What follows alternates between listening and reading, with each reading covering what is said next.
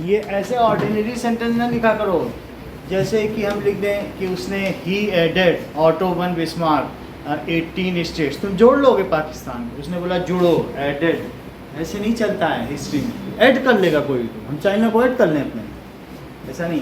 तो कहीं पर है जो भी चीज़ है, जो हिस्ट्री के सेंटेंस है जो स्टैंडर्ड होने चाहिए, ऐसे अपने मन से नहीं करो। अब तासी यूनिफिकेशन ऑफ जर्मनी में इटली का भी कराने लगे, फिर पोलैंड का भी, वो समझ ही नहीं पा रही, बिस्मार्क हैं वो फैसला ही नहीं कर पा रही, कैमिलो है प्रूस के, ये डी कावूर है कि वो, तो ऐसे नहीं करना है, ठीक है। कितने आप बड़े लॉरेट के बगल में बैठी हो और ऐसा काम करती हो। चलो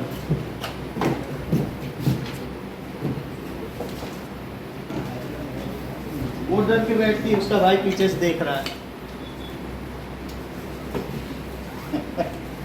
फोटो लगी कि नहीं उसके भाई।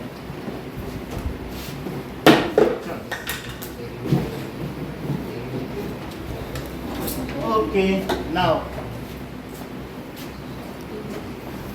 That is light reflection and reflection. कल जो भी लिखना उसमें स्टैंडर्ड सेंटेंस थोड़े इस्तेमाल करना, और जो भी वर्ड्स हैं एक बार लिख के घर में देख लेना, वर्ड्स की गलती नहीं होनी चाहिए।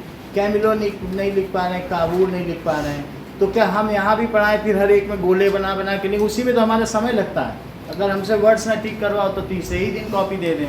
अब हम हर एक में वर्ड लिख रहे हैं ठीक ठीक करके, ये सब तो तुम्हें घर में कर लेना चाहिए।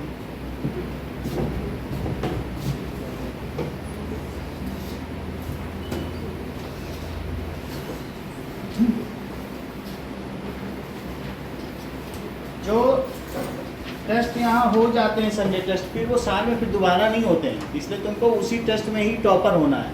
जो ये सब टॉपर हैं यहाँ के टेस्ट के टॉपर थे, तुमको भी यहाँ टॉपर होना है। समझ में आई बात कि नहीं। हिंदी की और इंग्लिश की भी हम गलतियाँ ठीक करा देंगे, इन तीनों के जो हैं इनको भी ठीक करो, जल्दी जितना ठीक कर लोगे तो हमारे पास हिंदी इंग्लिश की भी समय मिल जाएगा। Okay,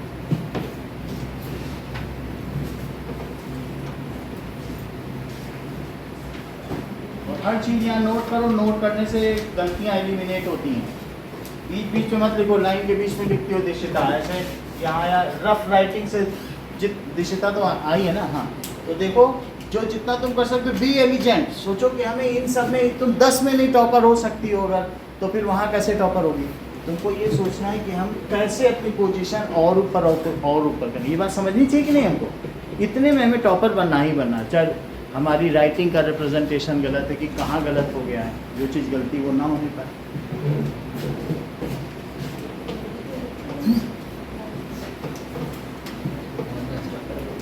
light reflection and refraction. Okay,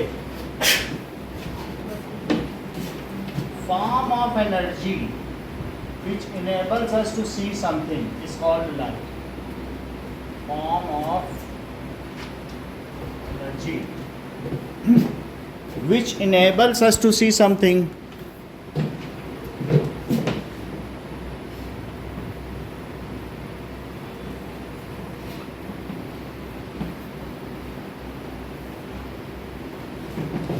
is called light.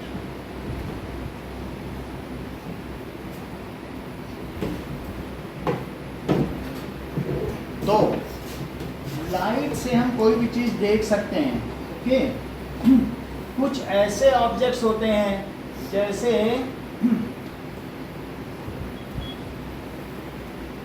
Self illuminating objects,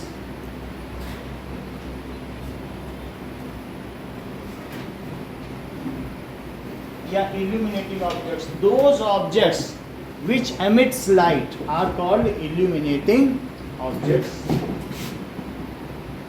Those objects which emit light is called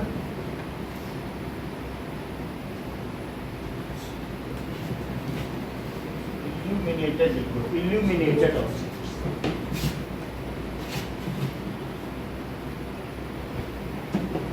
ठीक है। फॉर एग्जाम्पल सन हो सकता है, स्टार हो सकता है, या इसके अलावा जो कैंडल अगर लिट है तो हो सकती है, बल्ब हो सकता है। जो अपनी रोशनी खुद एमिट करते हो तो उनको इल्यूमिनेटेड ऑब्जेक्ट्स कहते हैं। और non illuminated objects,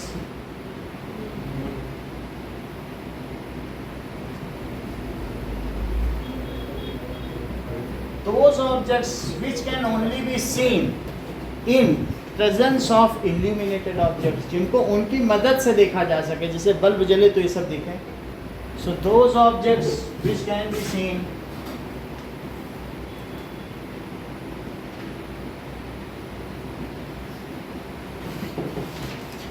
only in presence of illuminated object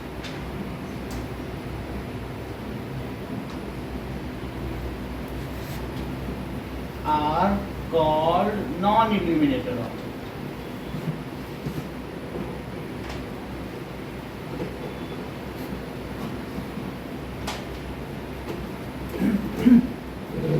देखिए,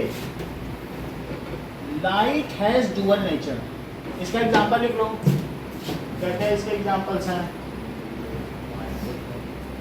कोई भी चीज हो सकती है, टेबल हो सकता है, मून हो सकता है, अर्थ हो सकती है, जिसको हम नहीं देख सकते। अगर कुछ होगा, लाइट पड़ेगी तो ही दिखेंगे। मून भी तो किसी की लाइट से प्रकाशित होता है ना।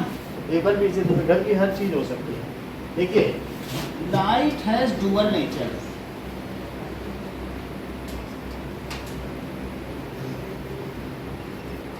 लाइट के डुअल नेचर, वन इज रे एंड अदर इज वेव। दो नेचर कौन कौन से हैं? रे and wave. So that is particle nature. दूसरा क्या है? पहला है पार्टिकल नेचर और दूसरा क्या है? Wave nature. ध्यान दीजिए कि पार्टिकल नेचर, देखो पार्टिकल नेचर का क्या मतलब है कि जैसे सन है तो सन में से लाइट निकलती है, सही है। तो जब यहाँ से सन में से लाइट निकलती तो कैसे निकलती हुई ये चीज, ध्यान दीजिए। मान लीजिए कि अंकुर, यहाँ पे ज्यादा एनर्जी है कि यहाँ पे एनर्जी, स्पेंड की एनर्जी ज्यादा कहाँ पर? मान लो अगर मैं यहाँ से इसको यहाँ ले जाऊँ तो क्या मुझे इस पे काम करना पड़ेगा? तो इसमें ज़्यादा एनर्जी, यहाँ से गिरेगा तो ज़्यादा काम करेगा और यहाँ से काम नहीं करेगा। तो अभी किस में ज़्यादा एनर्जी? बोलो शुक्रिया।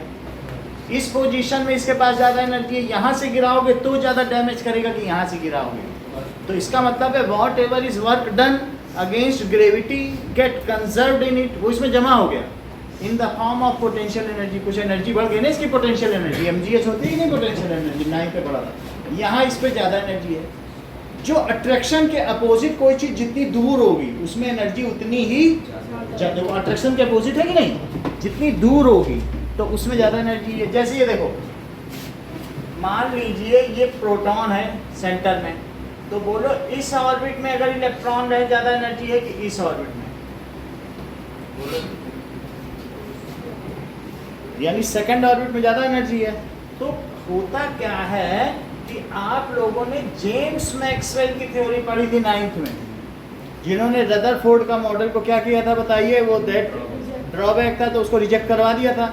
जेम्स मैक्सवेल की थ्योरी के हिसाब से देखिए, अगर कोई चार्ज पार्टिकल प्लस हो या माइनस, प्लस होगा तो प्रोटॉन होगा और माइनस होगा तो इलेक्ट्रॉन होगा, ग्रुप ऑफ इलेक्ट्रॉन। अगर ये एक्सिलरेट करे, एक्सिलरेट का मतलब ऊपर नीचे मोशन करे, if it accelerates then it radiates energy. तब ये क्या करेगा बोलो? फिर से सेंटेंस समझो। If a charge particle accelerates then it radiates energy. तो इसी वजह से हम लोगों ने कहा था भाई इसमें इलेक्ट्रॉन तो एक्सिलरेट कर रहा है। क्या अगर कोई चीज़ सर्कुलर पाथ में चले तो क्या उसकी डायरेक्शन बदलती जाती है? डायरेक्शन बदल गई तो वेलोसिटी भी बदल गई, क्योंकि वेलोसिटी में डायरेक्शन और स्पीड दोनों होती है ना, मैग्नीट्यूड एंड स्पीड, डायरेक्शन दोनों होती है। तो डायरेक्शन बदलने में भी तो एक्सिलरेशन आ गया। अच्छा, तो ये एक्सिलरेट हुआ तो फिर ये एनर्जी रेडिएट करेगा कि नहीं करेगा?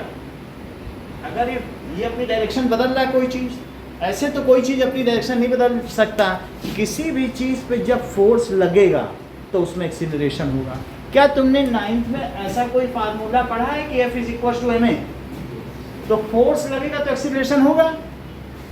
बताओ इस चार्ज पार्टिकल को प्रोटॉन के अपनी ओर खींच रहा है इलेक्ट्रोस्टैटिक फोर्स से, तो खींच रहा है तो भाई फोर्स लगेगा, तो न्यूटन ने कहा फोर्स लगेगा तो या तो उसका मैग्नीट्यूड चेंज करो और या फिर क्या करो, फिर से देखो। मान लीजिए जैसे अगर एक कार जा रही है, मैं इसका ऊपर से व्यू दिखा रहा हूँ, तो मान लीजिए एक कार है, तो अगर इस कार में इधर से तुमने फोर्स लगाया तो इसका क्या चेंज होगा, स्पीड का मैग्नीट्यूड। अब इधर से फोर्स लगा दिया परपेंडिकुलर तो डायरेक्शन। तो यहाँ पर जब ये इलेक्ट्रॉन ऐसे जा रहा है तो बताइए जब ये जाएगा तो परपेंडिकुलर फोर्स है, परपेंडिकुलर फोर्स अगर मोशन के होगा तो कभी भी इसकी स्पीड नहीं बदल सकता, वो इसका क्या बदलेगा बोलो, डायरेक्शन। लेकिन डायरेक्शन भी बदल गया तो एक्सीलरेशन हुआ कि नहीं, तो कभी भी जब ये एक्सीलरेट करेगा तो रेडिएट करेगा। तो मैक्सवेल की थ्योरी उत्कर्ष क्या है बताओ, if A charge particle moves करे या ना करे, मैक्सवेल में नहीं, सर्कुलर की कोई बात नहीं, बस एक्सीलरेट। अगर चार्ज पार्टिकल तुम हाथ में इलेक्ट्रॉन लेके ऐसे ऐसे हिलाओ, सिर्फ एक्सीलरेट कराओ और देखो लाइट निकलती है कि नहीं निकली, सिर्फ एक्सीलरेट कराओ, क्या करा दो बताओ, इफ ए चार्ज पार्टिकल, क्योंकि उधर गया इधर गया, डायरेक्शन तो बदल रही, स्पीड भी बदल रही, सब कुछ बदल रहा है। चार्ज पार्टिकल मैक्सवेल ने क्या कहा बोलो जरा एक बार Divya.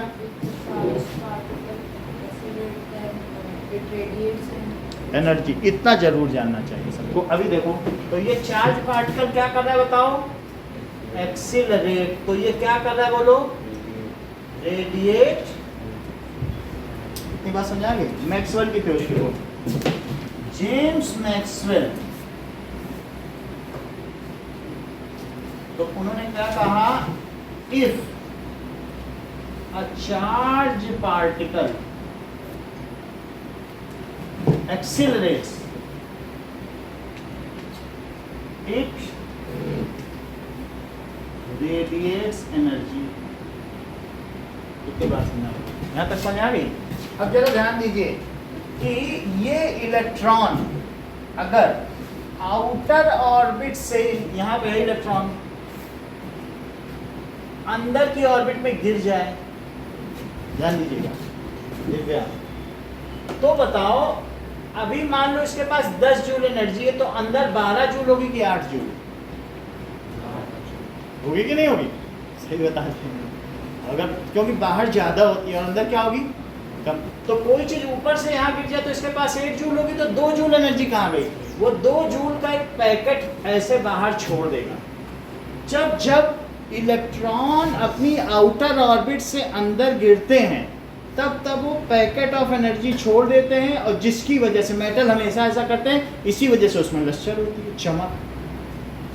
When it from higher orbit moves into lower, और जब उस पर हीट पड़ेगी या सूर्य की रोशनी पड़ेगी तो वे बार बार फिर से ऊपर चले जाते हैं, क्योंकि वो आसानी से ऊपर नीचे आ जा सकते हैं। तो जरा सी एनर्जी दी, ऊपर चले गए, थोड़ी सी, और जरा सा अगर ऊपर से नीचे आए तो ये क्या चीज़ एमिट करते हैं अमन, they emit a packet of energy. किस चीज को एमिट करते हैं, अब पूरा सेंटेंस समझो, इफ इलेक्ट्रॉन जंप्स या migrates from higher orbit to lower orbit, then it emits a packet of energy which is known as photon. इतना बोलो जरा देखें, from higher orbit, higher energy level भी बोल सकते हो अगर तुम बोर वाले के हिसाब से चल रहे हो, या ऑर्बिट भी बोल सकते हो।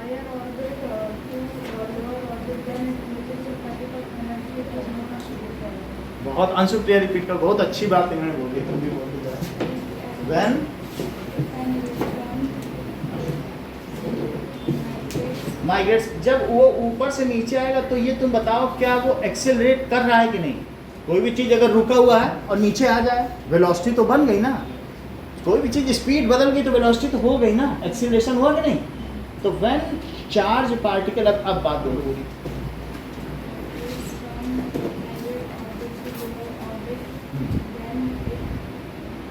emits a packet of energy and that packet is known as photon। बहुत अच्छी बात है, लिखो इस चीज को, when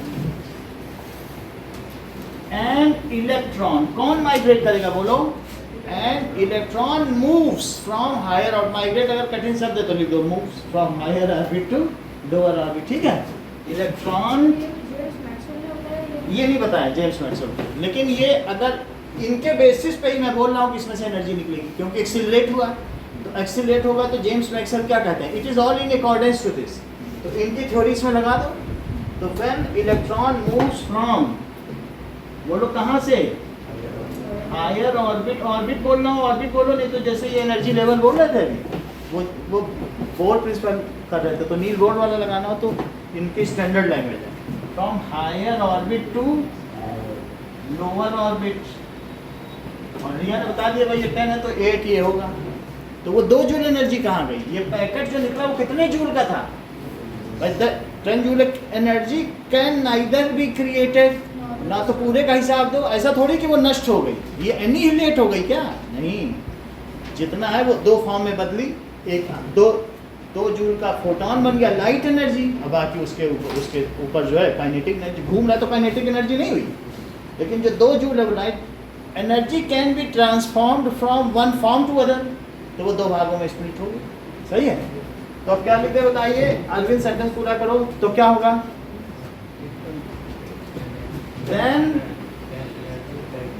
it releases photon, ये क्या करेगा बोलो, it releases a photon whose energy, वो जो है which is a packet of energy, वो फोटोन क्या है बताइए, उसी वजह से तो फोटोन की वजह से तो लाइट को फोटो कहते हैं, उसको कहते हैं फोटो खींच लो, फोटो इलेक्ट्रिक इफेक्ट, सब कुछ लाइट को फोटो बहुत जगह कहा जाता है कि नहीं, तो इस तरीके से what is photon, photon is a packet of energy, photon ये क्या है बताइए, ये चीज क्या चीज है, फोटोन, और ये क्या बताइए, पैकेट ऑफ एनर्जी,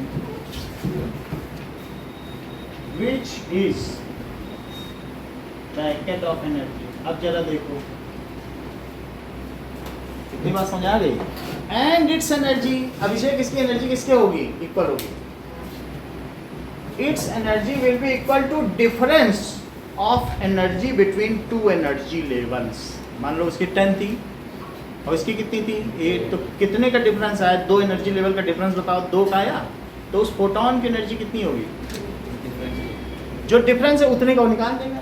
चलो अब देखो, इन सन में क्या होता होगा, देयर इज, इसका खुद का टेम्परेचर, जो इसके कोर का टेम्परेचर बहुत ज़्यादा, और बोलो थोड़े से ही इतने केल्विन है, ये कोई 7 जीरो लगाने पड़ेंगे तभी कितने सारे हो गए, जैसे 373 पे तो पानी बॉयल हो जाता है, 2 जीरो में तो 7 जीरो है ना, बहुत ज़्यादा है कि नहीं, तो इस वजह से इतनी हीट की वजह से यहाँ बहुत सारे ऐसे पार्टिकल्स हैं जो ऑसिलेट होते रहते हैं। तुमको ये बात मालूम है कि क्या सन एक प्लाज्मा स्टेट है, प्लाज्मा स्टेट का अमन तुम क्या मतलब समझते हो,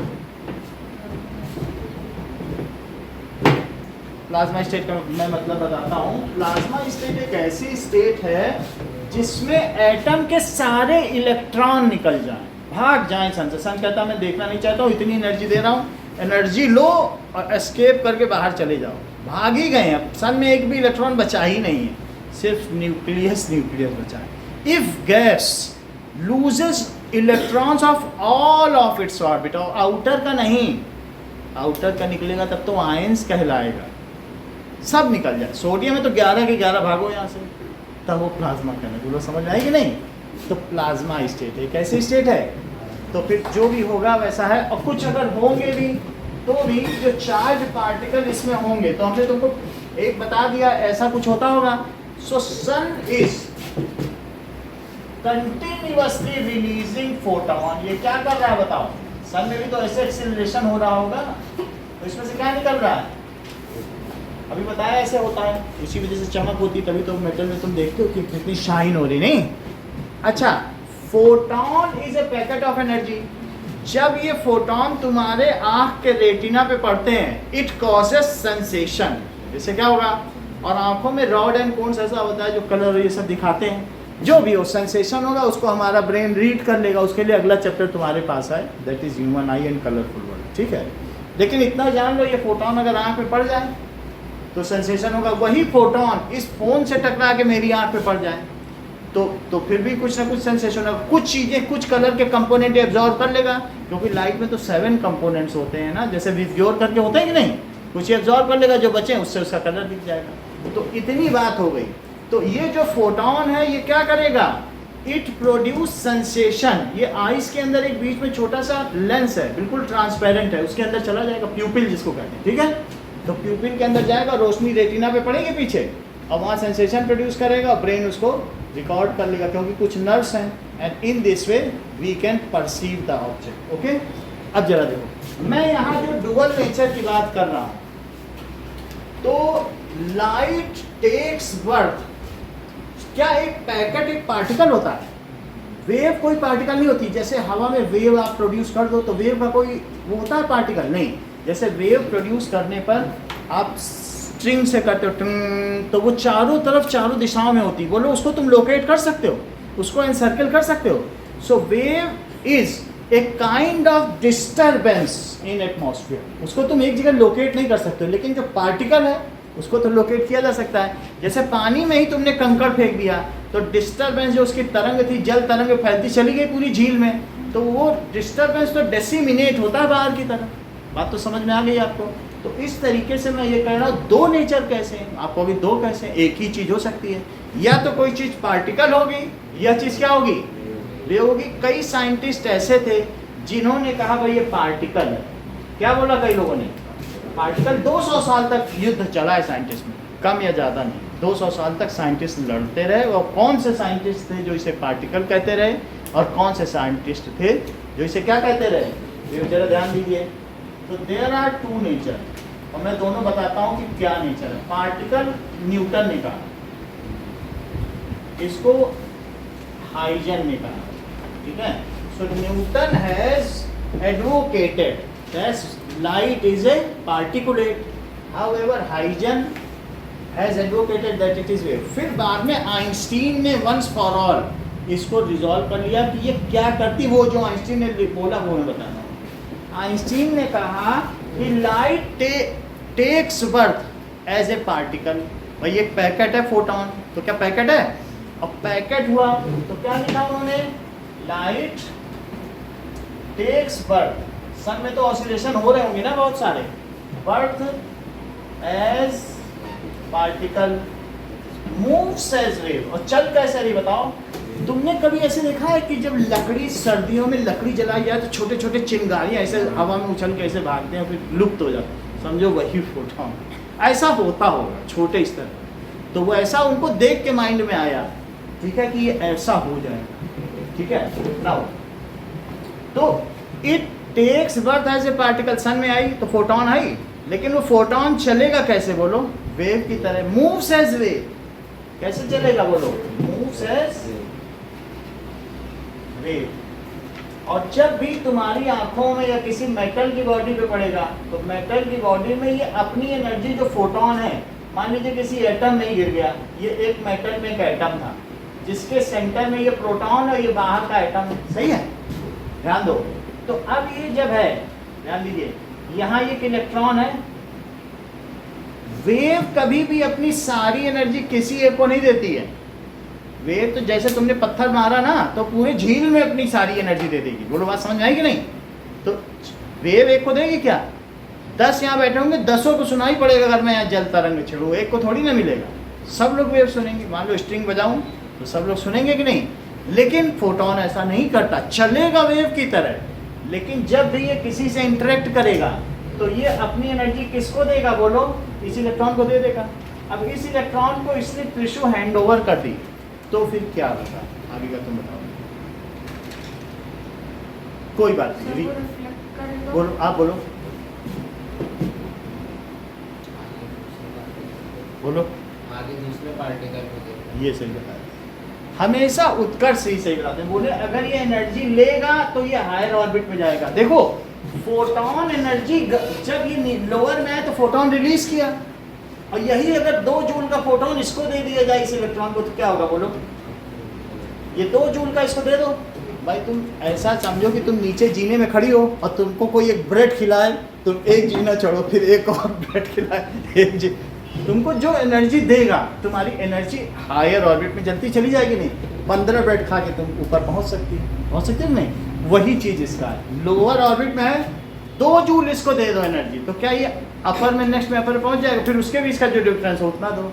तो इस तरीके से जैसा अभी उत्कर्ष ने क्लियर कर दिया, when this electron will receive, ये इलेक्ट्रॉन क्या रिसीव करेगा, दैट इज फोटॉन, तो it is 1-to-1 transfer, it is not 1-to-many transfer नहीं है कि सब इलेक्ट्रॉन को बांटेगा, सबको नहीं बांटेगा।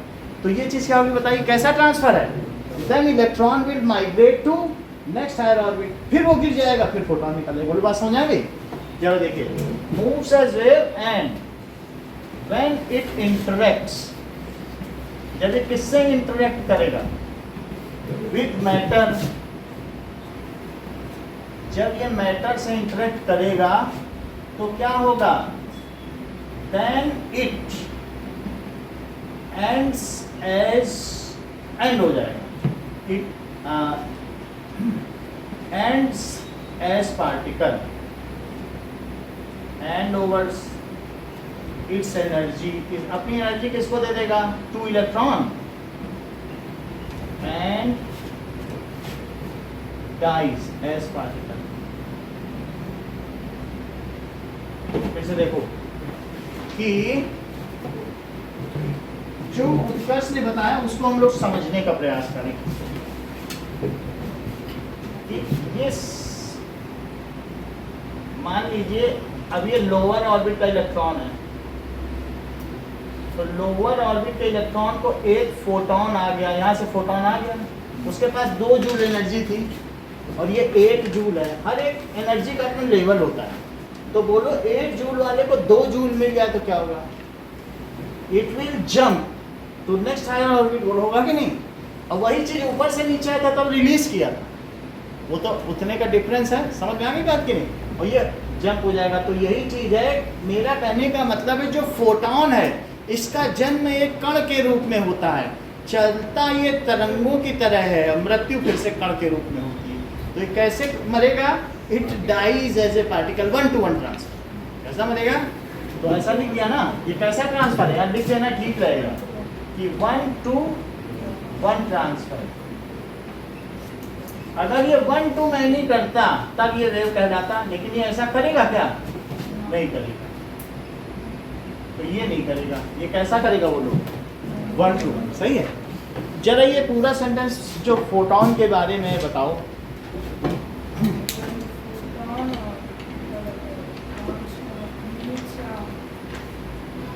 कोई बात नहीं, व्हाट इज फोटॉन, इतना बताओ। बहुत अच्छा, जब कोई पूछे photon is a packet of energy which produces sensation in our retina या इन अवर आईज। फोटॉन क्या करेगा बोलो, विच प्रोड्यूस सेंसेशन। अब बताओ फोटॉन के बारे में 3 सेंटेंस। वो तो सही है, फोटॉन टेक्स बर्थ, कैसे टेक्स बर्थ करता है, moves as a wave, and when it interacts with metal, then it transfers its energy to electron on to 1-to-1 basis। किस बेसिस पे कर रहा है, 1-to-1 basis and dies as real। Repeat करो, यही पूरी बात बोली ना, लाइट की बात है, फोटॉन ना हो, सिर्फ फोटॉन पे बोलो।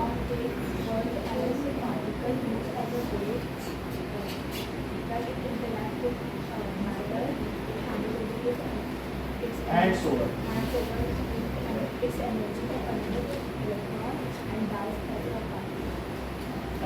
इलेक्ट्रॉनिक फॉर्म, ये कोई इलेक्ट्रॉन थोड़ी है, तो फोटॉन है, तो फोटॉन है। समझ में आ गई बात? अब जरा देखो, तो इसके पास कौन सा नेचर हो गए, पार्टिकल नेचर हो गया, और दूसरा क्या हो गया, वेव नेचर हो गया। तो पार्टिकल जो नेचर है और दूसरा कौन सा नेचर है, वेव। तो जो पार्टिकल नेचर वाले हैं वो सारे फीचर्स हम इस चैप्टर में पढ़ेंगे, वेव वाले आई वाले में। तुम्हारे बुक में भी जो डुअल प्रिंसिपल है उसका सेग्रीगेशन है, इसीलिए 2 चैप्टर दिए गए। अभी हम यहाँ पर क्या पढ़ने जा रहे हैं बताइए, पार्टिकल नेचर में हम पढ़ेंगे रिफ्लेक्शन, और क्या पढ़ेंगे, रिफ्लेक्शन। ठीक है? क्या तुम एक बात बोलो, बॉल है, बॉल अगर न्यूटन ने कहा बॉल यहाँ मारोगे तो कहाँ जाएगी, क्या इधर जाएगी, उन्होंने बोला बॉल मारी, देखो उधर गई, ये पार्टिकल नेचर हो गया। तो ऐसी ऐसी चीज हम यहाँ पढ़ेंगे। और एक चीज देखेंगे, व्हेन लाइट क्या करे बताइए, hits on a shiny surface then it bounces back in its own medium. देख लीजिए, जब ये किसी शाइनी सरफेस पे गिरेगी, मिरर पे गिरेगी, तो क्या होगा, it bounces back in the same medium. This is called reflection of light. Repeat करो मन, बताते नहीं हो तुम। अच्छा आप बोलो, व्हेन लाइट, या तो फॉल्स बोलो या हिट्स बोलो। शाइनी सरफेस,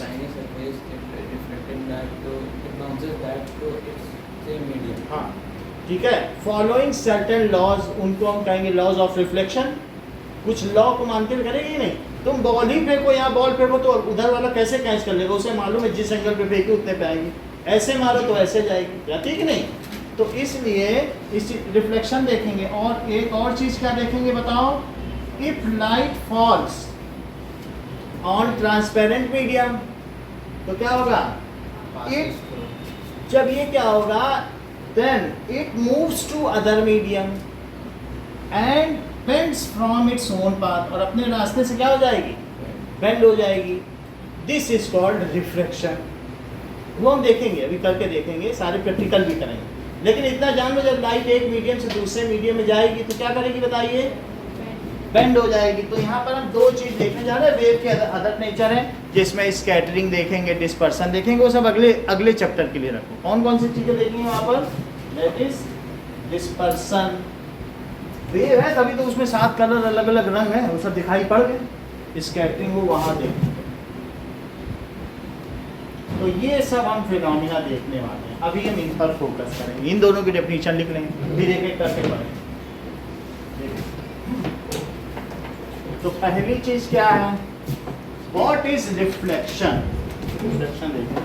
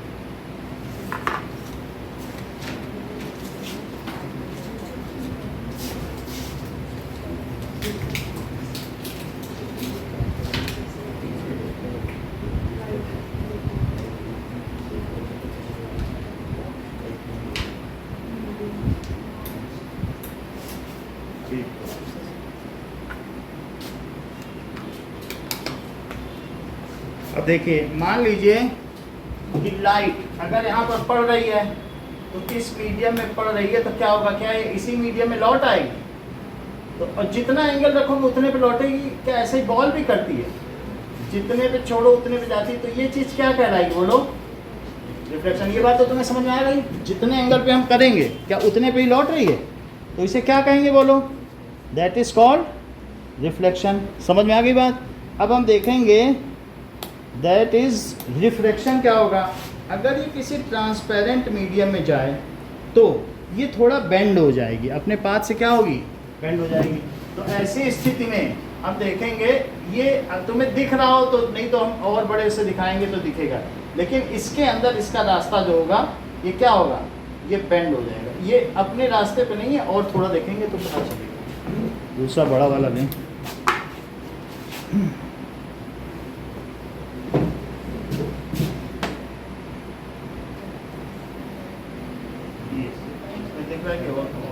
वो हम आगे देखेंगे। रिफ्लेक्शन में जब दूसरे मीडियम में जाएगी तो क्या होगा बोलो, अभी हमने इसमें दिखाया है कि नहीं, ऐसे बेंड हो जाएगी। इसके वीडियो दिखाएंगे दूसरे हमारे पास। तो उस चीज को क्या कहेंगे, दोनों की डेफिनेशन समझो।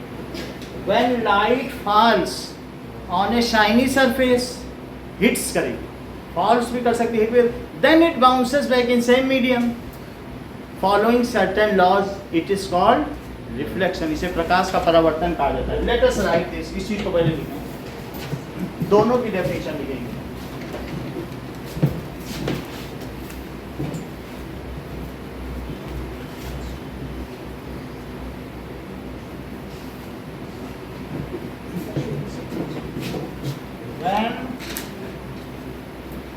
light falls on shiny surface, ठीक है, then it bounces back.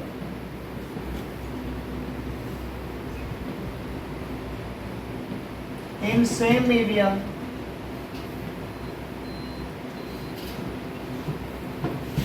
It is called reflection.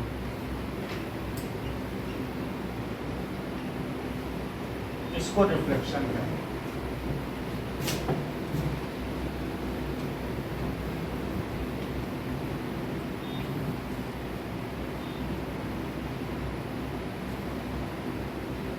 कल 5 to 7 इलेक्ट्रिसिटी की क्लास है.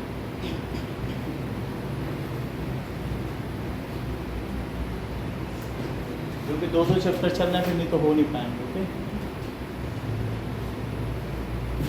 चलो, टेस्ट सुबह है लेकिन शाम की क्लास रखेंगे 5 से 7. टेस्ट 9 बजे से होगा. चलो,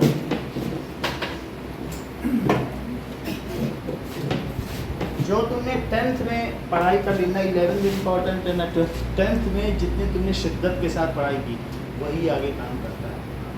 आपको बता दें, सीजन अभी परसों IIT में क्रैक हुए हैं और इनको फ्री सीट भी मिल गई है. अच्छी रैंक के साथ इन्होंने क्रैक किया है. ठीक है, 120 रैंक है फिर भी ठीक है, 120 कम नहीं होती. सही है कि नहीं लोग नाम. तो इन्होंने यहाँ भी बहुत मेहनत. 10th ही अच्छा करना है. 10th तुम अच्छा करोगे तो तुमको मैं आधा 11th यहाँ पढ़ा देता हूँ. अब वहाँ जाओगे तुम्हें पता चल जाएगा, और यहाँ पढ़े रहोगे वहाँ बड़े आराम से जो आकाश और ये सब पढ़ाएंगे तुमको मालूम है ये तो सब हम जानते हैं. तो इसलिए यहाँ 10th अच्छा करो. जो भी टेस्ट हो रहे हैं अच्छी तरीके से. सही है, मेहनत से बचने से कुछ नहीं होगा. नहीं बच के क्या पाना, तो मेहनत करो. इसीलिए अभी एनर्जी है. हम 4-5 घंटे पढ़ा के 3 घंटे पेपर चेक करते हैं 50 की एज में. हम इतनी मेहनत कर लेते हैं. फिर गमलों में भिंडी उगाते हैं, बैगन, उसी में 2-3 घंटे. मेहनत बहुत हम करते हैं. मेहनत से नहीं बचना है. ठीक है कि नहीं. जितना तुम अच्छा रिप्रेजेंट, जितना अच्छा कर सकते हो 10th में कर लो. चलो, अब इतनी बात हो गई. देखिए ये लाइट आई और ये ऐसे चली गई, तो इस चीज को क्या कहेंगे?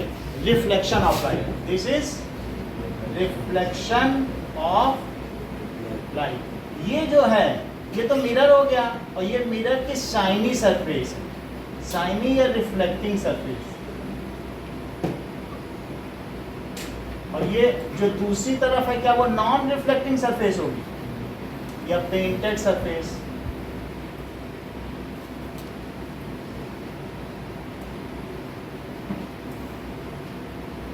अब जरा देखो कि अगर जितने एंगल पे लाइट आएगी तो क्या उतने ही एंगल पे चली जाएगी वापस. मान लीजिए ये इंसिडेंट रे है. ये कौन सी रे है? Incident ray. और वो कौन सी रे है जो जा रही है? Reflected ray. It is called reflected. This is normal. ये नॉर्मल कहाँ पर है? Eight the point of incidence. Point of incidence. और ये एंगल है एंगल ऑफ इंसिडेंस, और ये क्या है? Angle of reflection. आई क्या है? Angle of incidence. और आर एंगल ऑफ रिफ्लेक्शन. देखिए ये जो रे है इसकी वेवलेंथ बहुत थोड़ी होती है. आप कहोगे अगर लाइट ऐसे ऐसे ऐसे चल रही तो हमें ऐसे ऐसे दिखे. हमको सीधी क्यों दिखती है? हम तो LED डालते हैं बिल्कुल सीधी जाती है. आप तो वेव ऐसे ही बता रहे हो. ऐसे कोई बात हो सकती है? लेकिन ध्यान दीजिए ये जो इसका वेव नेचर है वो इतना क्लोज है. इवन इनके बीच का जो गैप है वो 10⁻⁻15 मीटर है. और मीटर है. अगर mm भी कर दोगे तो -12 है. mm में ही पॉइंट के आगे 12 जीरो लगाने पड़ेंगे. mm का उतने गुना. Millionth and millionth times. तो कितना छोटा है? क्या ये तुम्हें पता चल पाएगा? इनके बीच कुछ गैप है. तो इतना छोटा सा वेवलेंथ है. वेव के बीच की लेंथ को वेवलेंथ कहते हैं, लेकिन ये वेवलेंथ ही इतनी छोटी है. वेवलेंथ हो, आप क्या उस वो चीज़ आपकी आंखें परसीव ही नहीं कर सकती, उस वेव नेचर को परसीव कर सकती हैं? उसके लिए बहुत बड़े मैग्नीफाइंग ग्लास और इलेक्ट्रॉन माइक्रोस्कोप से तभी कर सकते हो, ऐसे तो नहीं कर सकते हो। That's why our eyes can not catch the wave nature of light, so we see as a ray. इसलिए हम इस चीज़ को क्या कह रहे हैं, इसलिए जो ये चैप्टर तुम्हारा है ये रे ऑप्टिक्स है, और अगला चैप्टर है वेव ऑप्टिक्स, दो अलग अलग चीज़ें, ठीक है। तो अभी हम रे के रूप में पढ़े, अगले में वेव के तौर पर पढ़ लेंगे, दोनों एस्पेक्ट पूरे हो जाएंगे। ध्यान दीजिए, तो इस तरीके से ये जो रे चल रही है ये ऐसे होगी, तो जो फोटोन चलेगा तो हम वेव इसको ऐसे मान लेंगे जैसे ये वेव ही है, ऐसे माना जाएगा कि नहीं, ठीक है। So when we study light ignoring its wave nature then it is called ray optics. उसे क्या कहेंगे, ray. And what is ray, that is the path of photon, ठीक है, ignoring that it is a wave is linear, उसे कैसा माना जाएगा, and it is called रे। रे क्या होती है, बीम क्या होती है, वो अब हमें समझना, क्योंकि अब हम लाइट में रे से ही तो खेल है सारा, रे समझ लो कितनी चीज। तो आप फिर से समझिए, रे क्या होती है, पाथ ऑफ फोटोन, ये क्या है बताइए, फोटोन अंडर पार्टिकल नेचर, तो पार्टिकल नेचर पर ही लेके चले, ignoring its wave nature, ignoring its wave nature is linear. क्या तुमने छोटी क्लास में ये बात पढ़ी है कि रे एक उसका टर्मिनल पॉइंट होता है, वहां से निकलती है फिर कहीं तक भी जाती है, जब तक उसको मैटर नहीं मिलेगा। सूर्य से चली और बोलो 14 करोड़ 88 लाख किलोमीटर चल के धरती तक आई, बीच में कोई मिला नहीं, यहाँ आया तो इंटरेक्शन हुआ। तो रे का क्या होता है, एक इनिशियल पॉइंट होता है, लेकिन क्या उसका कोई टर्मिनल पॉइंट होता है? इवन ए बी रे भी तुमने पढ़ी है, जब एंगल बनाते हो तो रे होती है कि नहीं होती है? वास्तव में वो इसी रे को लेके बनाई गई, क्योंकि रे का कोई ऐसे रे देखा है तुमने कि इनिशियल पॉइंट होते टर्मिनल नहीं होते, टू रेस के बीच के इंक्लिनेशन को ही तो एंगल कहते हो। तो क्या लिखा जाए कि पाथ ऑफ फोटोन, ठीक है, when it is considered purely as particle ignoring its wave nature, उसको प्योरली पार्टिकल मान लिया जाए तो उसे क्या कहेंगे, रे, उसे किरण कहेंगे। क्या कहेंगे, किरण। अब जरा देखो, is linear and called as ray, it has initial point but no terminal point, it has initial point but no terminal point। ये रे हो गई, इसको रे कहें। ये सिर्फ एक फोटोन है, एक फोटोन मीटर, देखो वो छोटा ही होगा, 10⁻³ मीटर, बहुत छोटा होगा, इलेक्ट्रॉन से भी बहुत छोटा होगा। कितना छोटा होगा, इस फोटोन। तो सुजैन ग्रुप ऑफ रेज, बहुत सारे फोटोन आ जाएं तो उनका भी तो पाथ होगा ना, तो group of rays is known as beam. Group of rays उसे क्या कहेंगे बोलिए, तो बीम का मतलब है पुंज, प्रकाश का पुंज। ऐसे जानना हो तो जान रहे कोई बात नहीं। Now group of rays is called beam. बहुत सारी रेज भी तो बनी होती है ना, group of rays is called beam। तीन तरीके की हो सकती हैं, ठीक है। if rays, the distance between rays in a beam, कैसी बताओ, इक्वी डिस्टेंस एंड यूनिडायरेक्शनल, तो उसे पैरेलल बीम कहेंगे। क्या कहेंगे, ध्यान दीजिए। और अगर ऐसा हो कि कभी सारी बीम एक ही तरफ मिल जाए तो उसे कन्वर्जेंट बीम कहेंगे, और ये देखो divergent beam. If rays while moving ahead moves apart then it is divergent beam. If rays while moving ahead comes closer to each other तो convergent beam. If rays while moving ahead, ठीक है, are equispaced and unidirectional then it is known as parallel beam. तीन definition लिखे, this is known as parallel beam, this is convergent beam,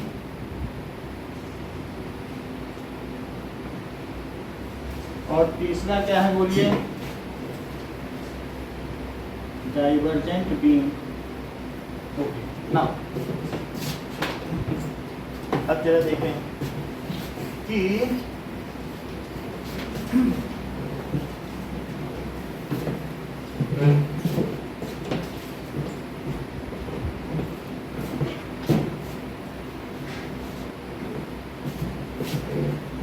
parallel beams क्या है।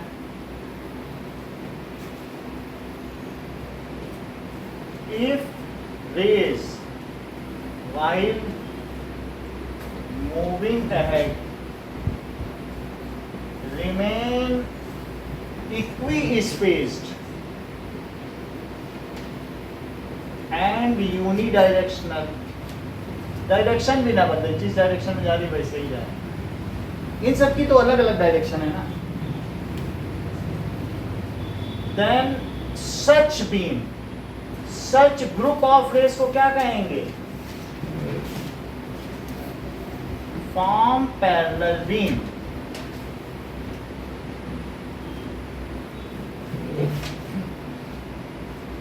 Convergent beam, ये देखो convergent beam भी हो सकती है कि अगर रेज आगे बढ़ें और लेकिन आगे बढ़ते समय ये क्या कर दें, दैट इज, मान लीजिए जैसे आगे बढ़ी और आगे बढ़ने पर ये देखो, क्या तुमको लग रहा है कि ये आगे फैल गई, ऐसा लग रहा है? और दिखा दें, अभी लगा किसी को नहीं दिख रहा है, हम उधर दिखा देते हैं। ये देखो, क्या तुम्हें इसमें लग रहा है फैल रही, तो इसे क्या कहेंगे बोलो, कैसी बीम है, पता चल गया। ये डाइवर्जेंट है कि कन्वर्जेंट, डाइवर्जेंट, दूर हो तो डाइवर्ज हो रही, ठीक है। अब कन्वर्ज भी देख लो, मान लीजिए कि अगर ये देखिए ऐसा हो तो तुम्हें लग रहा है ये मिल रही है, देखो आगे देखो मिलती दिख रही है, तो फिर वो क्या कहा जाएगा बोलो, कन्वर्जेंट। और पास है दिखी, तो अगर आगे चलने पे मिल जाए तो क्या कहा जाएगा, सही है। चलो तो कन्वर्जेंट बीम देखो, ये है कन्वर्जेंट, मिल जाए, अभी जो दिखाई थी वो कन्वर्जेंट थी। If rays while moving ahead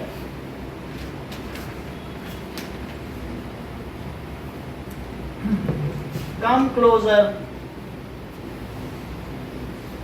and meet at a point, लिखना तो लिख सकते हो, मिल भी जाती हैं, then it is called convergent, या it forms convergent।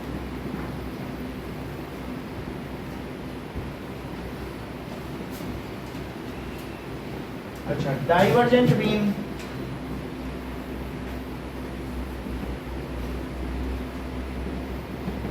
If rays while moving ahead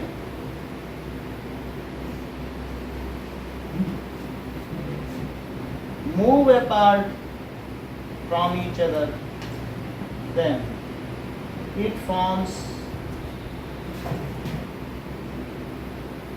divergent beam. आगे देखिए, next is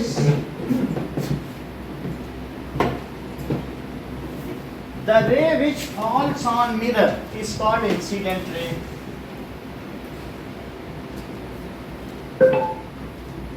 falls on mirror is incident ray. The ray which bounces back with shiny surface, या mirror भी कह सकते हो, the ray which bounces back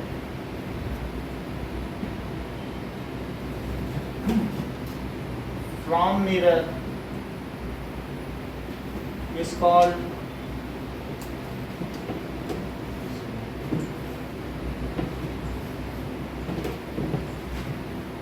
reflected ray।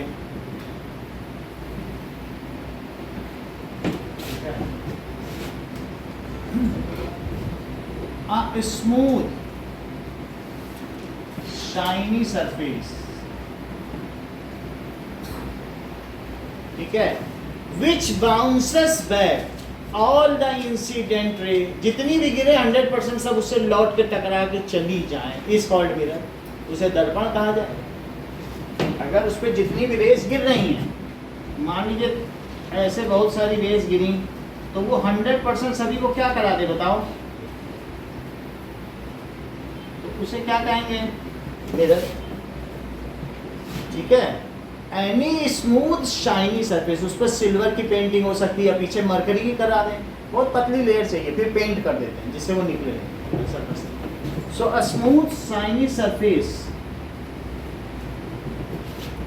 which reflects all the incident rays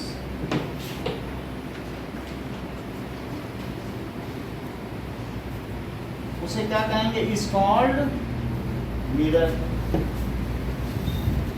On one side it has reflecting surface and on other side it has painted a non-reflecting surface. On one side it has reflecting surface and on other side non-reflecting surface. जो non-reflecting surface उसको ऐसे दिखाना पड़ेगा, ये दिखाएगी, हमने यहाँ पर भी दिखा दी non-reflecting surface, ऐसे बता देंगे। चलो इतनी तो बात हो गई shiny surface. The angle between incident ray and normal at the point of incident, इनके बीच का एंगल देखो, ये नॉर्मल किस पे डाला गया, नॉर्मल का मतलब परपेंडिकुलर होता है एक, ठीक है ना। सो जैसे कोई सर्कल है तो सर्कल में ये चीज परपेंडिकुलर है, इसको कहते हैं टेंजेंट और इसको कहते हैं नॉर्मल। नॉर्मल का मतलब परपेंडिकुलर। तो किसके किसके बीच एंगल लिया गया बोलो, इंसिडेंट रे एंड नॉर्मल कहाँ डाला गया, that is angle of incidence, angle of incidence. तो जो रे आई, ध्यान दीजिए अभी बता रहे हैं चंद्रशेखर, ये रे आई और एक नॉर्मल डाल दो, वहाँ तो नॉर्मल डालना पड़ेगा कि नहीं, इनके बीच का angle, the angle between incident रे और नॉर्मल कहाँ डालो, जहाँ ये गिरे उसी पे नॉर्मल डाल दो, ठीक है कि नहीं। उसके बीच के एंगल को क्या कहेंगे, that is angle of incidence. Angle between incident रे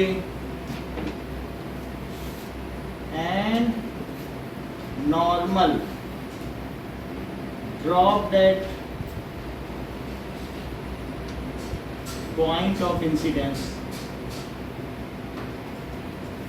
is called angle of incidence.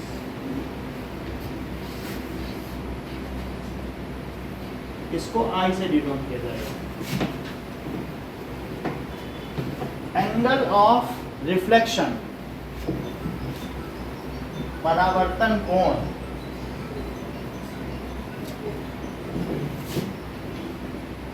Angle of reflection. Arya बताओ, Angle between the reflected ray and normal ray is known as angle. Normal रो रे कुछ नहीं बोलो, So the angle between the reflected rays and normal. आप बता दीजिए। The angle between the reflected ray and normal at a point of the पता नहीं, आप बोलो Supriya.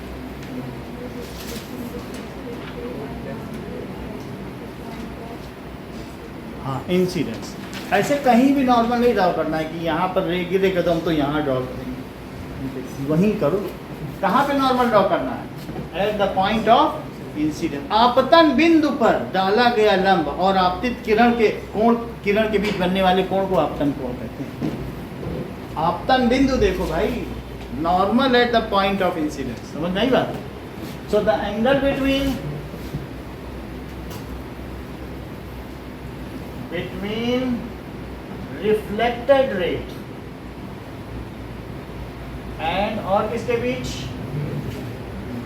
and normal at the point of incidence is called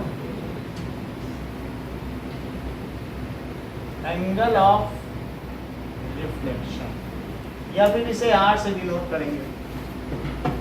laws of reflection क्या होता है?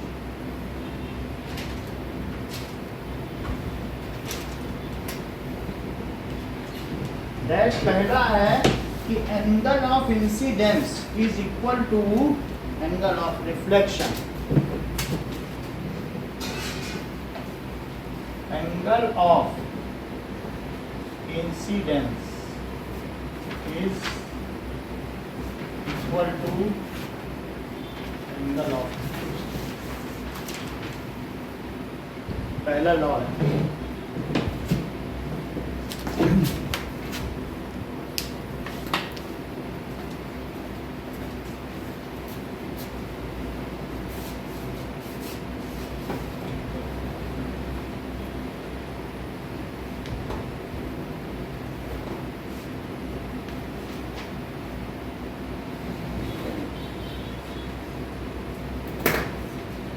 दोनों में एक ही लॉ काम करेगा, चाहे law of reflection of sound, ये तो तुमने 9 में पढ़ी लिया था साउंड का, और ये लाइट दोनों एक ही, दोनों कोई फर्क नहीं। यानी तुमने 9th में एक डायग्राम देखा था कि अगर सेम एंगल हो, 50 डिग्री पे रख रहा हूँ और ये भी 50 पर ही रखा जाओ, यहाँ पे मैं बोलूँ 50 हेलो, यहाँ कोई हो अभिषेक तो सुन लेंगे, वैसे तो ऐसे सुनाई पड़ा, बीच में कंक्रीट की दीवार लगा, तो इससे टकरा के उतने पे जाएगा कि नहीं?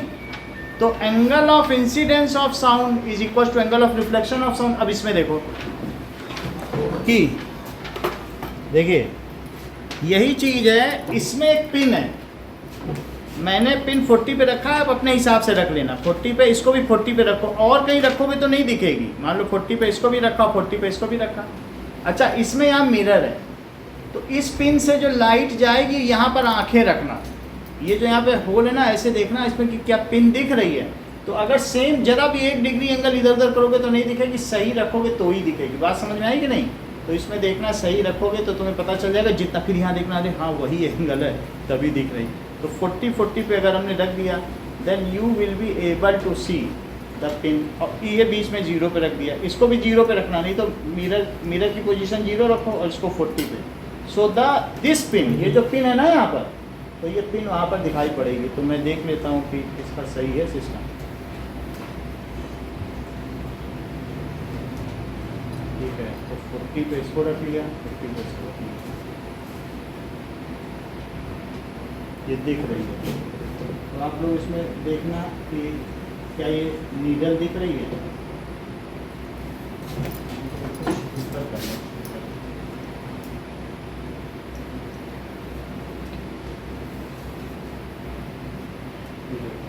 उतने पर ही है, इसको तुम्हें दिख रही है ये वाली सब इतना नहीं, वही देख रहा है, सब आराम से दिख रहा है।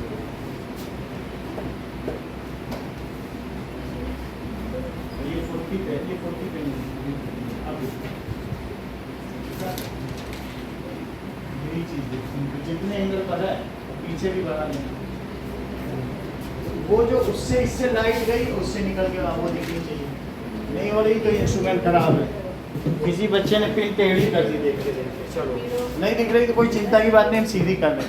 पिन किसी ने टेढ़ी कर दी होगी, लेकिन बात समझ में आ गई ना, जैसे इसमें वैसे। अब यहाँ देखो, एंगल ऑफ इंसिडेंस किसके इक्वल है? Angle of reflection. जरा देख लीजिए कि मान लीजिए अगर मैं इस पर लेज़र बीम डालूं तो क्या हो?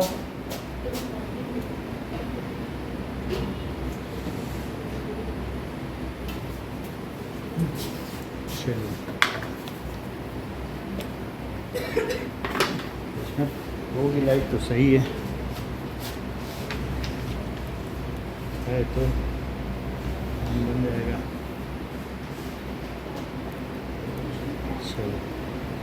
तो ध्यान दीजिए कि जितना एंगल है, मान लीजिए मैंने इस पर यहाँ पर लाइट डाली, तो लाइट डालने पर 3 चीजें हैं। एक मैंने इस पर लाइट डाली, ये देखो, और लाइट पे रिफ्लेक्ट हुई कि नहीं यहाँ से, लाइट रिफ्लेक्ट हुई, जो गई तो रिफ्लेक्ट हुई, ये दिख रही है। तो तीन चीजें इसमें एक लेवल पर होंगी, ये लाइट आई, ये लाइट गई। तो अगर मैं मान लीजिए मिरर पर यहाँ लाइट डालूं, यहाँ पे मिरर पर लाइट डालूं, तो क्या ये उतने ही एंगल पे जा सकती, इधर जाए चाहे इधर जाए, चाहे ऐसा ही सोचे क्या? कैसा नहीं सोचेगी? हाँ ये सही, वो यही सही बताते हैं। अगर लाइट यहाँ डाली जाए तो ये कह रहे हैं वहाँ बाउंस करेगी, बॉल यहाँ फेंकोगे तो वहाँ जाएगी, ये नहीं कैसे डाला उधर निकल गई, उधर उधर नहीं जाएगी। तो क्या बताया उत्कर्ष ने, वो समझो, वो अगला रूल है। इन्होंने बताया कि जो इंसिडेंट रे है और जो रिफ्लेक्टेड रे और जो नॉर्मल डाला गया वो एक ही प्लेन पे लाई करेगा, ये नहीं कि उधर चली गई कि एंगल तो सेम ही दिखा चलेगा, चलता नहीं है। यहाँ अगर तुमने मिरर में डाली तो वहाँ पर पड़ेगी। मान लो मैं इसी में कर दूँ, तो मिरर में डालता हूँ तो इसे कहाँ गिरना चाहिए, ये देखिए। तो आप देख लेना एग्जैक्ट, अगर मैं यहाँ पे हूँ तो वहाँ पे ही दिखेगी, ऊपर कहीं दिख रही है। ये कोई सोचे कि नहीं जैसा है तो ये वाला और वो वाली लाइट जो उस पर दिख रही है, तीन चीज़ें हैं कि नहीं, और सीधा कर दिया तो आपको अपीयर होगा एक ये रे और वो रे और बीच का plane.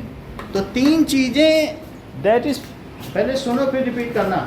Incident ray, incident ray हुई, ये क्या हुई, reflected ray and normal at the point of incidence, these all lie in same plane. ऐसे वैसे नहीं जाएगी कभी। रिपीट करो अमन जरा। एंड तीन चीजें एक प्लेन में ना, हाँ। तुम रिपीट करो।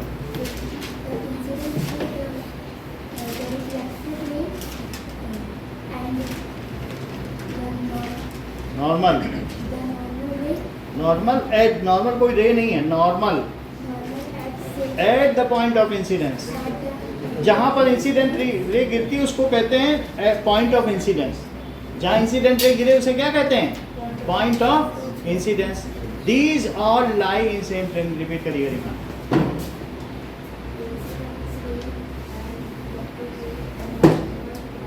नॉर्मल कहाँ पे डाला है, रिपीट करो। reflected ray, incident ray, पहले incident ray, reflected ray and normal. Both all are lines. बताते ही नहीं हो, बोलो हमको। Incident ray, reflected ray, normal at point of incidence. At point of कहाँ पर normal, at point of incidence, all lie in same plane. लिखो इस चीज को, incident ray, reflected ray and normal drawn at point of incidence,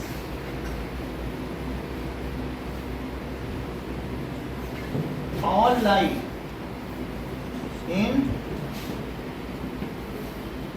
same plane। ऐसी चीज, यानी अगर मैं कहूँ कि आप ये देख लो, वैसे तो बनाने की जरूरत नहीं, आपको समझ में आ ही गया है, फिर भी देखो। मान लीजिए एक मिरर नीचे रखा हुआ है, तो ये मिरर हमने रख दिया और यहाँ से एक इंसिडेंट रे आ रही, यहाँ से नॉर्मल डालो बीच में, और यहाँ से एक रिफ्लेक्टेड रे और यहाँ से क्या डाल दो, इंसिडेंट रे। तो ये तीनों क्या होंगी, एक ही प्लेन में लाई करेंगे। कोई अगर इसमें से एक प्लेन गुजारे तो क्या ये प्लेन सेम नहीं हो गया, तो these all lie in same plane. लग रहा है कि नहीं सेम प्लेन, तो दे ऑल लाई सेम। समझ आ गएगा, all lie in same. Okay, what kind of reflection is this, Divya? This is called regular reflection. Reflection किन दो तरीके के होते हैं, that is, अब ध्यान दो कि whether it is spherical surface, कोई भी हो, कैसा भी सरफेस हो, सिलेंड्रिकल सरफेस, प्लेन सरफेस, कैसा भी मिरर हो, convex mirror, concave mirror, cylindrical mirror, अभी हम देखेंगे कौन कौन से मिरर है. They all follow the law of reflection. Every ray has to follow the law of reflection. This is universal, ये शाश्वत है. दिस इज इटर्नल, ये अनंत है. इस हर एक रे को जो भी किसी दर्पण पर गिरेगी उसको इसी नियम को फॉलो करना.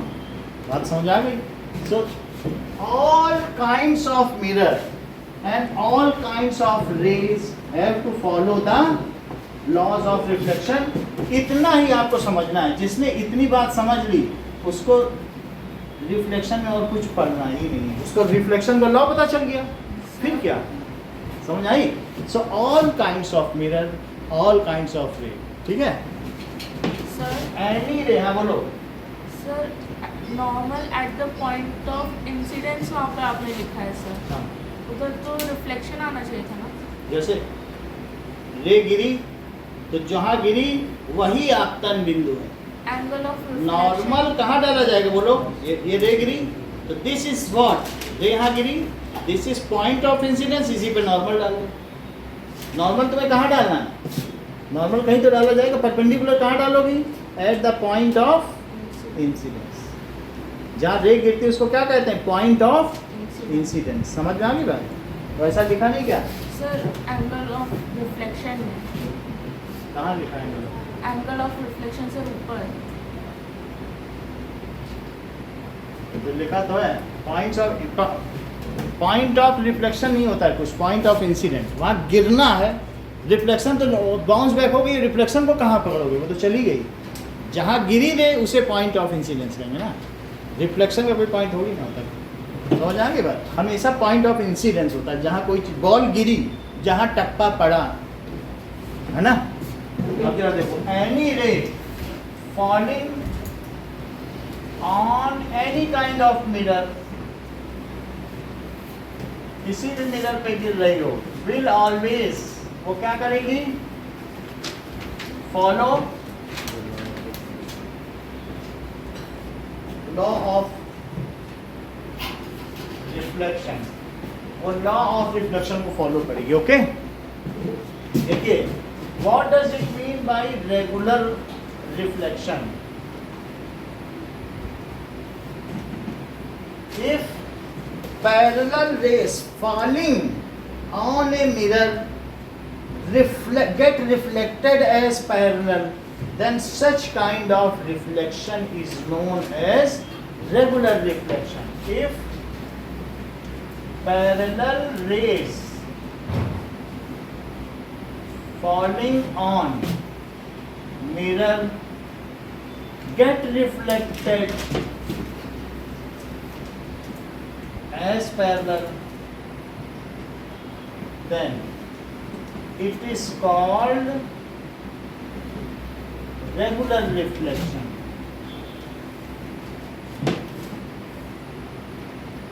ध्यान दीजिए, हर एक पॉइंट पे जरा नॉर्मल तो डालो. क्या तुमको ऐसा लग रहा है नॉर्मल डालने के बाद जो आई की वैल्यू है वही आर की है? लग रहा है? आई और तो वही लॉ फॉलो हो रहा है. तो जैसे अगर 3 रे आ गई तो तुमको क्या ऐसा लगता है उत्कर्ष 3 जगह मुझे परपेंडिकुलर डालना पड़ेगा, और 3 जगह अगर रे आ रही है तो एक का जो एंगल होगा तो ये सभी तो करस्पॉन्डिंग एंगल होंगे कि नहीं भाई? तुमको मालूम है 3 रे पे जो भी गिर रही है तो ये दीज आर करस्पॉन्डिंग एंगल, तो सब इक्वल होंगे, तो जाने वाले भी इक्वल होंगे. तो इस वजह से क्या हो जाएगा कि ये जो रे जाएंगी क्या ये सभी पैरेलल जा रही हैं. Incoming rays are parallel, so outgoing rays. ये क्यों हुआ? क्योंकि जो हमारा मिरर था उसकी सरफेस स्मूथ थी, और इर्रेगुलर देखो तब क्या होगा? Irregular reflection. Irregular reflection. If parallel raise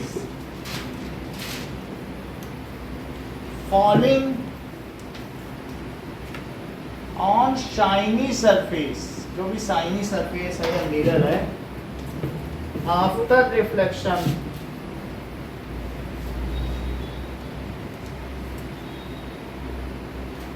ये देख लो, मान लीजिए 3 रेज आई और तीनों पैरेलल थी, और जो हमारा मिरर था वो इस तरीके का था, ये देखो, इस वाले में ऐसे था, फिर ऐसे उठ के आया, फिर ये ऐसे आ गया, उठने के बाद यहाँ तक सीधा आया, फिर ऐसे आ गया, टेढ़ा टेढ़ा मेढ़ा चल रहा है, और फिर इसके बाद ऐसे आ गया। ऐसा मिरर था मेरे पास, टेढ़ा मेढ़ा।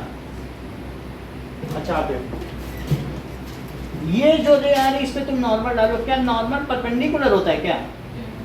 देखो मैंने डाल दिया, तुम्हें ये दिव्या लग रहा है क्या? अभी नहीं लग रहा, और करने परपेंडिकुलर, बिल्कुल लगना चाहिए परपेंडिकुलर। अब लगा परपेंडिकुलर, 90 लग रहा है ना? तो बोलो ये रिफ्लेक्ट होगी, तो हमने भी ऊपर लिखा है चाहे किसी भी तरीके के मिरर पर गिरे उसे लॉ ऑफ रिफ्लेक्शन को तो फॉलो करना ही होगा। तो जितने एंगल पर आएगी क्या उतने पे जाएगी? गई उतने पे कि नहीं? देख लो, ये तुम पहले ये देखो, जो मैंने नॉर्मल डाला है क्या ये परपेंडिकुलर है? उस पॉइंट से लगना चाहिए 90। ये लग रहा है, इस पे सहमत हो आप लोग? इस वाली सरफेस देखो 90 है, तो जितने एंगल पर आई, क्या ये एंगल और ये एंगल तुम्हें इक्वल लग रहा है उत्कर्ष से? तो ये पहली वाली रे, तीनों ही पैरेलल थी, लेकिन पहली का हाल क्या हुआ? वो तो वहां चली गई। अब जरा दूसरे पे नॉर्मल, वो तो उधर जाएगा ना नॉर्मल, क्योंकि वहां भी तो 90 लगना चाहिए। क्या तुम्हें ये अब 90 लग रहा है? तो ये कैसे जाएगी बोलो रे? जितने पे आई उतने पे जाएगी कि नहीं? तो ये उधर चली गई। क्या ये और ये तुम्हें एक जैसी लग रही? नहीं लग रही। और तीसरी तो नॉर्मली पे बढ़ गई, यही नॉर्मल। तो it will retrace its path. ये अपना पाथ कैसे कर लेगी बताओ? ऐसे आई और इधर, जब कोई भी चीज तुम यहीं पे मारो, तुम्हारे मुंह पे टप्पा लगेगा, नहीं लगेगा कि नहीं? तो बॉल सीधी आएगी। If anything falls along normal it retraces its path, वहीं चली जाएगी। तो क्या ये तीनों रेस, एक ये वाली जो गई और एक कौन सी थी बोलो? दैट इज ये वाली और ये क्या are they parallel, remain parallel कि नहीं? When the rays falling on a mirror no more remain parallel after reflection. तो उस मिरर को क्या कहेंगे बताइए? Irregular reflection. जैसे देखें P, ये देखो, अगर इसमें ये 3 रेस फॉल करें तो ये रेगुलर रिफ्लेक्शन है, क्योंकि जो साइनी स्मूथ सरफेस है वो हमेशा कैसा रिफ्लेक्शन देगी? It will give always regular. क्या ये रेगुलर रिफ्लेक्शन है? लेकिन इसी में अगर मैं डेंट और स्क्रैच कर दूं बहुत सारे, तो फिर ये नहीं आएंगी, जाएंगी तो पैरेलल। लेकिन क्या आएंगे पैरेलल कि नहीं आएंगे? नहीं आएंगे। तो इसमें हम क्या लिख दें? हाँ सेंटेंस पूरा करो भाई दिया। आफ्टर रिफ्लेक्शन, चंद्रशेखर पूरा करो sentence. After reflection, the beams scatter. बोलो। The beams not parallel. No more remain parallel. अब और अधिक रिमेन पैरेलल, ठीक है? सच काइंड, हाँ फिर से समझो। मेरा कहने का मतलब है कि अगर हमारे पास एक ऐसी सरफेस है,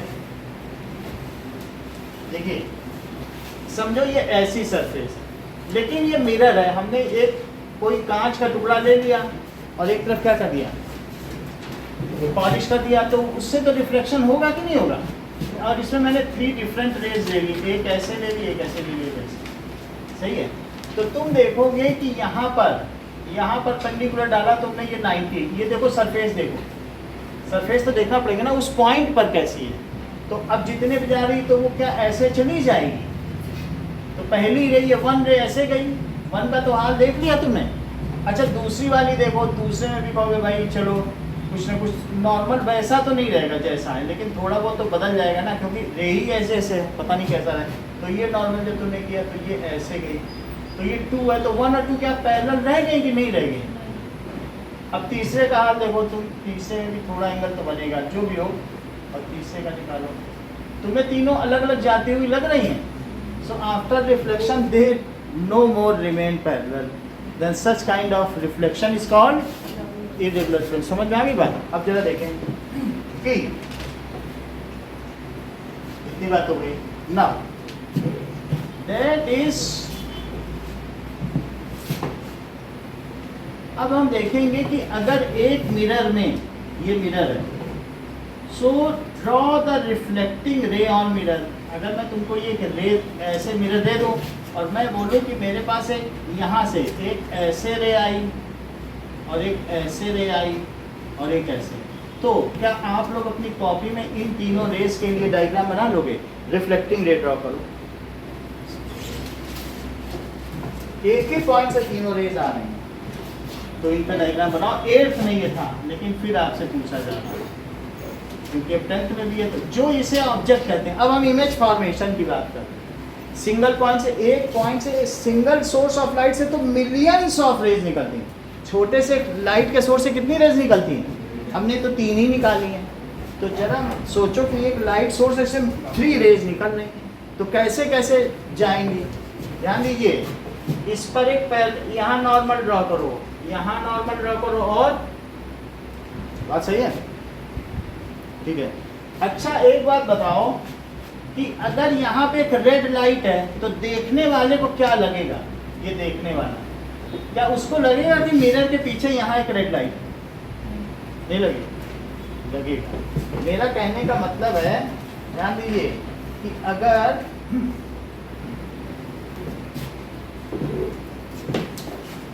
इस चीज को समझने के लिए देखिए, मान लीजिए मैं एक रेड लाइट यहाँ जला दूं, या रेड पेन ही यहाँ रख दूं, तो क्या तुम इसमें देखोगे तो क्या नीचे तुम्हें वो रेड पेन नहीं दिख रहा है? देखो दूसरी तरफ, जो तुम्हें अंदर दिखा क्या वो उसकी इमेज है? देखो जितना ऊपर उतना ही है, तो तुमको ये तो पता चल गया कि वो उसकी इमेज है। दिख रहा है कि नहीं? अब इसके बेसिस पे मिलेगी, यहाँ जितना ऊपर उतने पे अंदर में इमेज दिख रही पेन की। तो समझो हमने एक रेड लाइट लगाई, तो दूसरी तरफ तुम्हें वही दिख रहा है पेन? देखिए ये देखो, ऐसे में तो नीचे उठने पे दिख रहा है।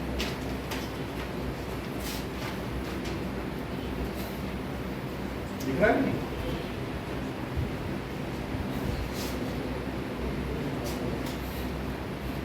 दिखा? सही है। सोचो कि अब देखिए, ये जो रे है ये इतने पे ही आएगी, नॉर्मल डाले तो ये एंगल सही है, ये ज्यादा एंगल है, दूर होने पे ज्यादा, तो ये कैसा आएगी बोलो? ये, और ये और ज्यादा एंगल, जितना दूर जाएगा एंगल ज्यादा होता जाएगा, तो ये कैसी आई बोलो? ये दूर। तो अब ये जो देखने वाला है, ये देखो, ये देखने वाला, ये समझो ये आईज है, ये क्या हो गई? ये हमारी आईज है। तो आईज के पास सारी रेस पहुंचेंगी कि नहीं? Our eyes can easily be cheated, इनको आसानी से मूर्ख बनाया जा सकता है। They think that light always travels in straight line. वे क्या सोचेंगी? वे अगर उसकी आंख पे यहाँ आ रही तो वो ये सोचेगा ये कहीं पीछे से आ रही होगी, कि लाइट तो मुड़ नहीं सकती। वो ये नहीं सोचेगी आज कि कोई मिरर आया होगा उसमें टकराई हुई, इतना नहीं सोच पाती है। वो बोल रही आंख पे हमारी लाइट आई तो पीछे से ही आई होगी, क्योंकि लाइट तो सीधी चलती है। बोलो बात समझ में आई? अगर यहाँ पे आई तो वो क्या सोचेंगी बोलो? लाइट तो सीधी चलती है, और ये भी आई तो भी क्या सोचेंगी? लाइट तो, और क्या उतना ही पीछे बन गई इमेज। बात समझ आ गई? तो क्या बनी बताइए? इन तीनों को पीछे मिलाओ, so that is the image। इसे क्या कहेंगे? that is the image। क्या होता है? the point from which light appear to diverge। हमने बताया था डाइवर्जेंट भी, that point is called image। image formation either actually meet, या तो वास्तव में मिल जाए, मिलती भी हैं। अभी हमारे पास दूसरे और भी मिरर है, उनमें हम दिखाएंगे, अब वास्तव में पैरेलल मिल भी जाती है। तो इमेज क्या होता है कि that is, अभी यहाँ इसके लिए समझ लो, what does it mean by image? the point from which light appear to diverge, जहाँ से वो निकलती हुई मिले प्रतीत हो। जैसे पेन की इमेज मैंने दिखाई कि नहीं, उसे क्या कहेंगे? the point from which light, क्या करे बताइए? appear to diverge is called image। तो अब आपने ये तीनों नॉर्मल बना, ये अपनी कॉपी में बनाओ जरा सब तीनों।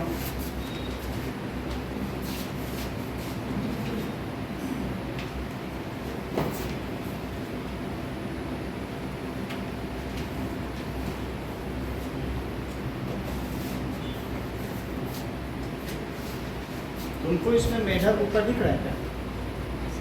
अब वहां से छुओ, कुछ मिला? जैसे मेढक ऊपर दिख रहा है, नीचे ऑब्जेक्ट दिखा मेढक,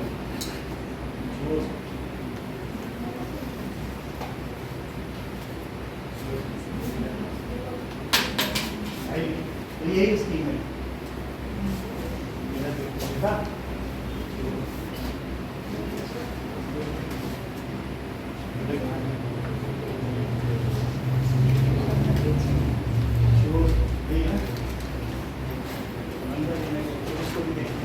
मेढक दिखा ऊपर से?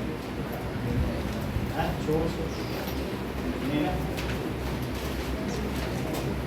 मेढक की टच करिए उसे।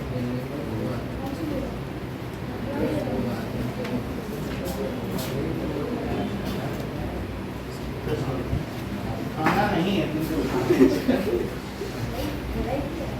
ये ना अंदर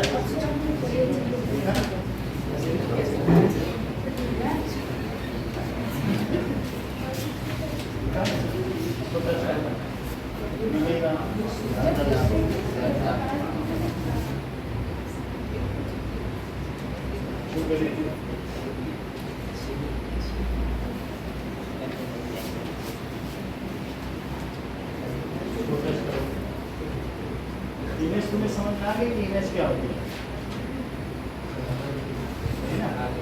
दिस इज, अगर हम एक आपको पॉइंट दे दें, then it is the image formation. इसे क्या कहेंगे?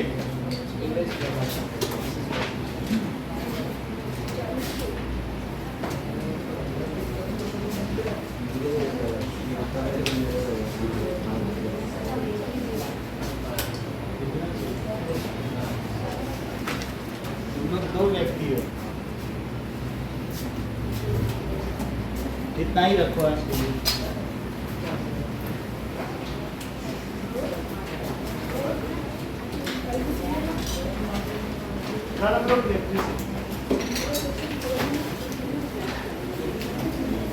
जब तक लाइट और इलेक्ट्रिसिटी हो रही, शिव शर्मा यहीं आओ, क्योंकि उसमें समझ में नहीं आएगा, हमको बहुत कुछ बताना होता है। नहीं तो इसमें हम क्या बता देंगे तुमको।